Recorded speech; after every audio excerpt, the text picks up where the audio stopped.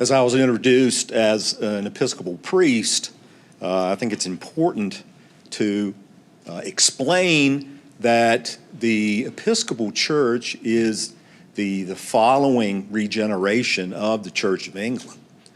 And I'm here to speak about the Anglican perspective at the onset of the American Revolution. And an important thing for everyone to realize about the Church of England and the ministers that are in the Church of England is to acknowledge the monarchy as the defender of the faith, and that the monarchy is always included in the prayers at worship for the Church of England, which became a touchy point with the American colonies. So keeping that in mind, I'll begin my presentation to you.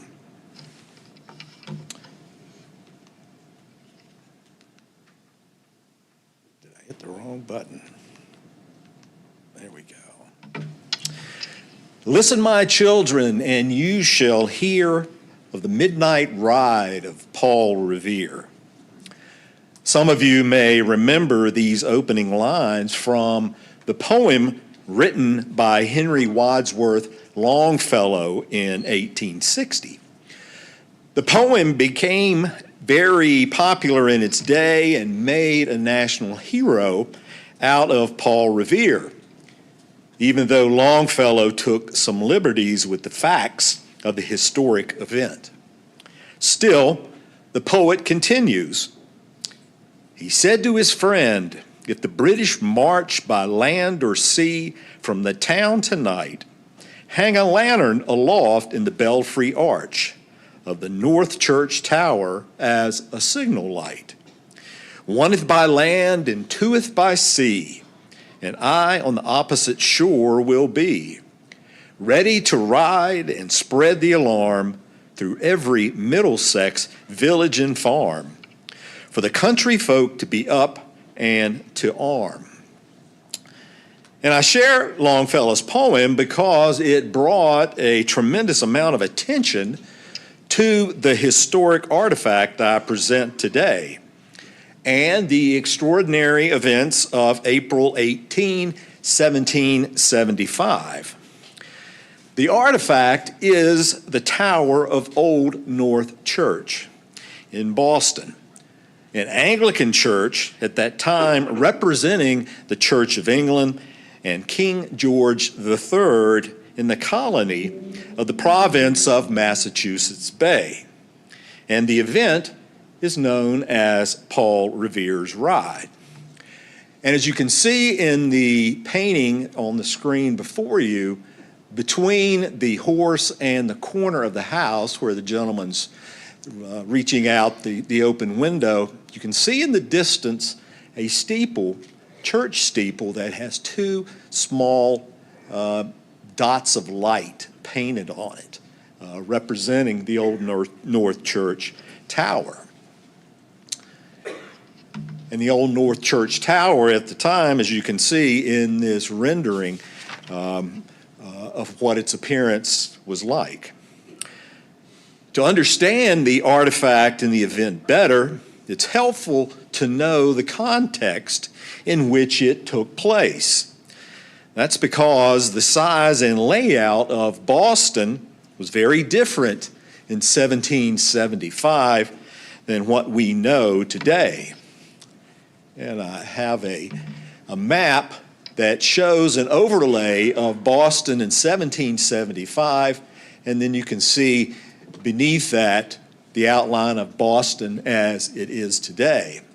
So that in 1775, Boston was almost an island in and of itself, with the land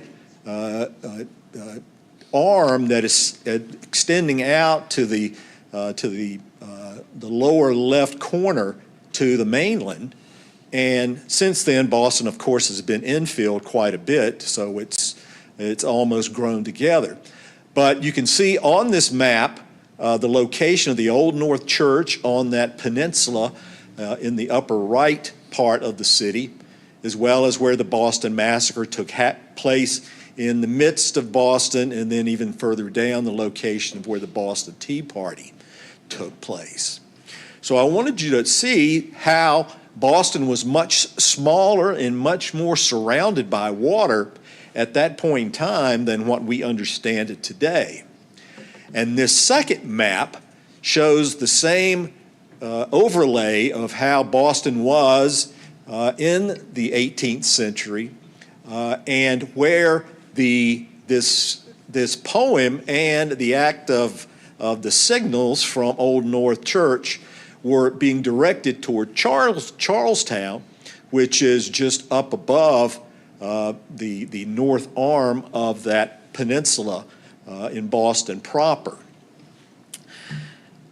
Old North Church was and is a prominent building on the northern end of the old city skyline.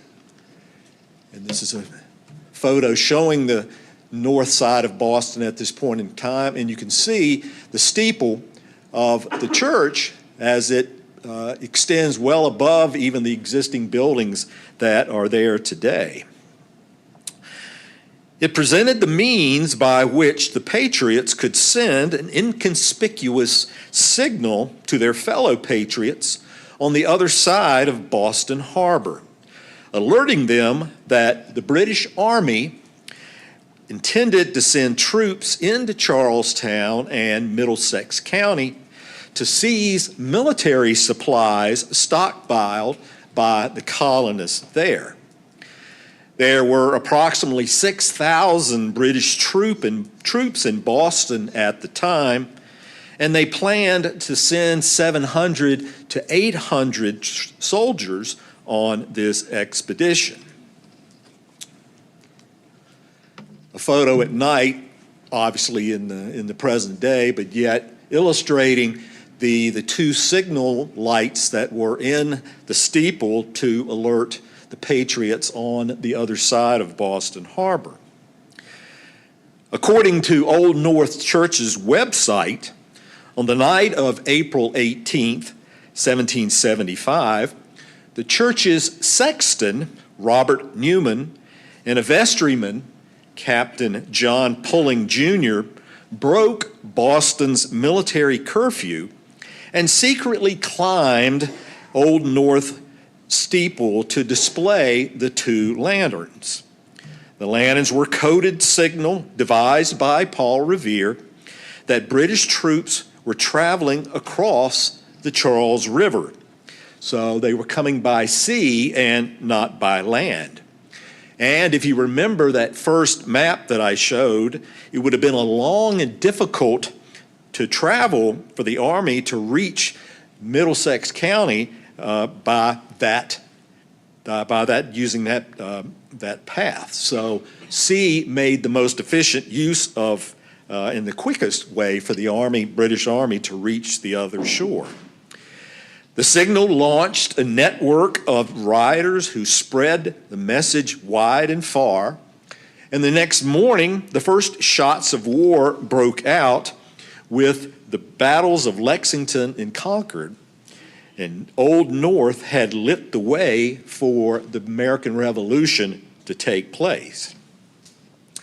Now, admittedly, in 1775, American loyalists in Boston significantly outnumbered Anglican patriots, so that the idea that the Old North Church congregation strongly supported the colonial cause is not entirely true.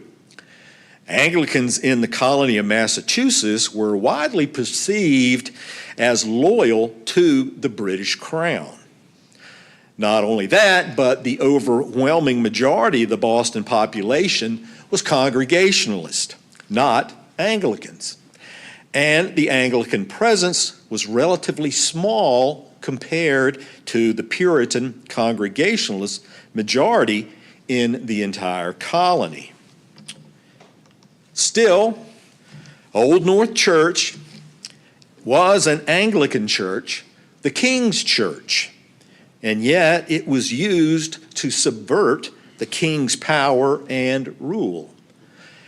a seditious act to be sure, suggesting that the Anglican patriots did not buy into the notion that King George III was the true, authentic defender of the faith. A defender of the faith at the time, the English monarchs have held this title since King Henry VIII. Second, the signal transformed Old North's steeple into a symbol of freedom, even though it was funded in part by proceeds of enslaved labor, such as the wood donated for the steeple's construction came from a British company operating in the area of present-day Belize that relied on enslaved black and indigenous people to harvest the material. So the steeple, like the nation itself, and as we've repeated a few times the past 2 days, it has a complex history to teach us about the American Revolution and the various forces at work at the time. Thank you.